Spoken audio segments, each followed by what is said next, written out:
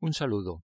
En este vídeo vamos a ver brevemente la primitiva de texto de Blender, tanto para rendering de texto en logos, etc., en 3 dimensiones, como para el Game Engine.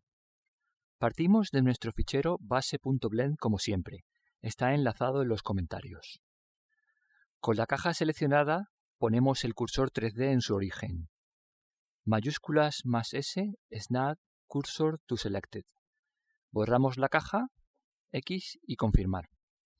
Para añadir un texto pulsamos mayúsculas más A y seleccionamos Text, texto. Nos aparece un texto bidimensional en el lugar del cursor.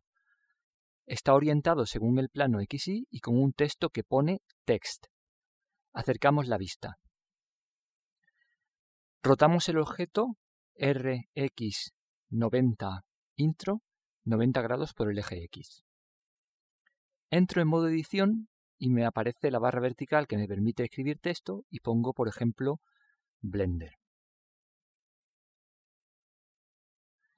Le ponemos el material que tenía la caja yendo a la pestaña Material de la ventana de propiedades y seleccionando el material Mat Caja.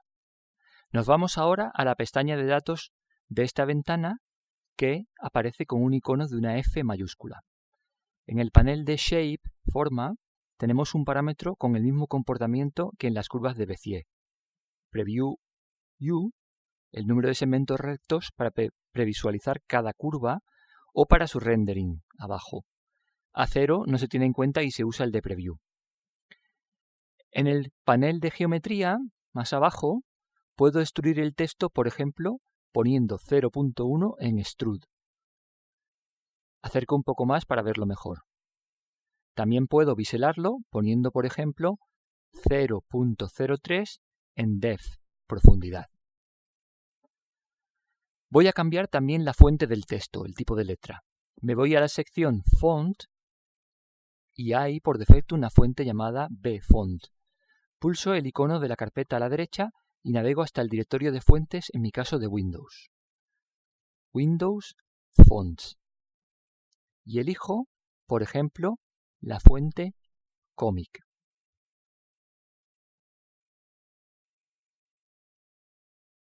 Aparece Comic Sans y el texto cambia. Voy a acercar la cámara. Selecciono vista de cámara con 0 del teclado numérico. Selecciono la cámara pinchando sobre su marco. Y pulso, por ejemplo, GZZ para mover en el eje Z local. Arrastro el ratón hacia arriba para acercar. Pulso F12 para ver cómo queda en rendering. Cierro la ventana. Podría haber mejorado la calidad del biselado aumentando el parámetro Resolution. Voy a ver cómo queda en el Game Engine. Pulso P.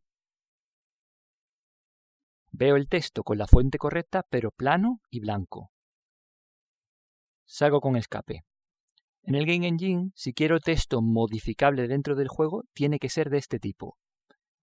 Si quiero, puedo cambiarle el color seleccionándolo y yendo a la pestaña de objeto. En el panel Display, pincho en Object Color y le cambio el color deseado, por ejemplo, a un rojo.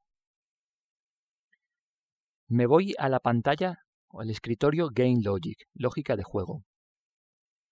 Pongo la vista en frontal para que el texto quede visible y acerco.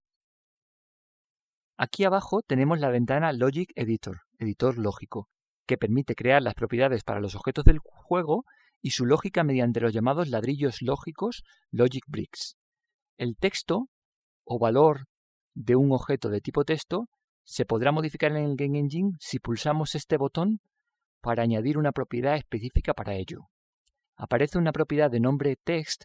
Este nombre no se puede modificar, pero sí se puede modificar su tipo, que por defecto está en string, cadena de caracteres. Puedo cambiarlo a alguno de los otros tipos. Por ejemplo, si pongo como tipo timer y lanzo el Game Engine, vemos cómo cambia el valor, que simplemente representa el tiempo transcurrido desde que se inicializó la variable. También, como con los objetos generados a partir de curva de Bézier, podría convertir el texto 3D en una malla y usarlo en Game Engine como malla, pero no podría modificar su valor desde dentro del motor de juegos. Eso es todo. Gracias.